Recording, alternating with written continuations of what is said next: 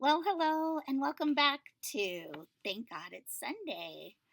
I wanted to continue where I left off and also kind of backtrack and maybe talk a little bit more about Old Covenant versus New Covenant in this video. Um, so let's get to it. The first thing is I got cut off talking about the purpose of the church, and as I had talked about, like doing work on the Sabbath for different purposes. I did want to just comment that today, as we were gathered and we were fellowshipping, and was because that was one purpose of the church was fellowship, and we were worshiping. We got joined into worship by song and the reading of the word and fellowship, and we were coming together to do to complete a task and a goal. But I guess I just wanted to say, in that spirit, a lot of times it doesn't feel like work, and it's not. It's certainly not work for, um, you know, gaining an income. So sometimes I think I consider that as well when I'm wondering about the appropriateness of doing something on a Sabbath. Even so, for some people, cooking, in my estimation, is like it's a joy to do it.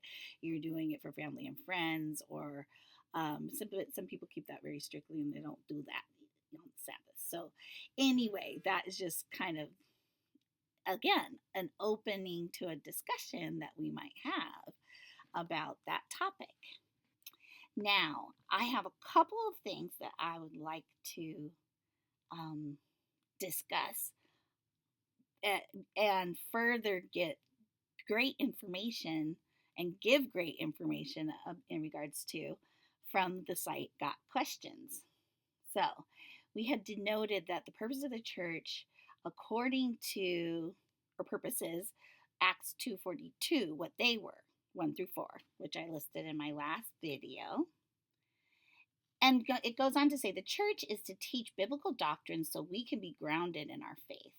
That says in Ephesians 4:14 tells us, then we will no longer be infants, tossed back and forth by the waves and blown here and there by every wind of teaching and by the cunning and craftiness of men in their deceitful scheming.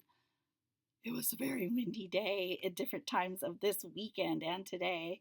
And it just made me think of that, being tossed by every wind and doctrine.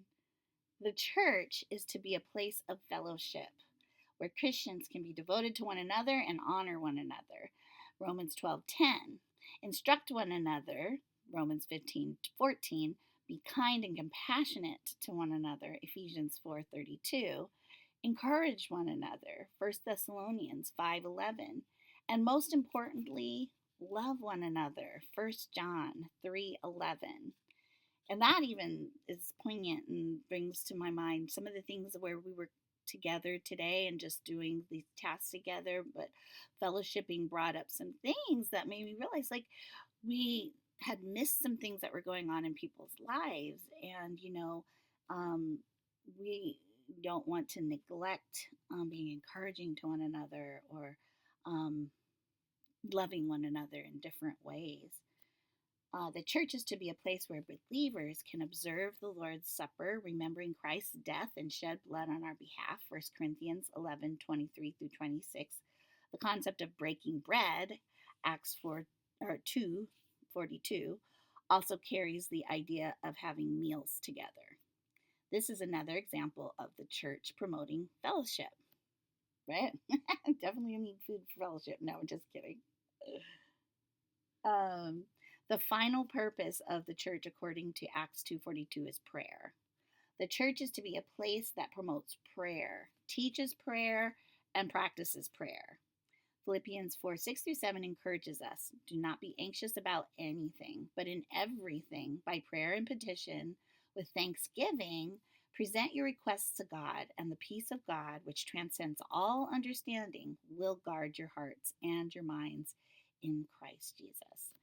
And yeah, we are starting an early morning prayer on Tuesdays, which I'm really glad about because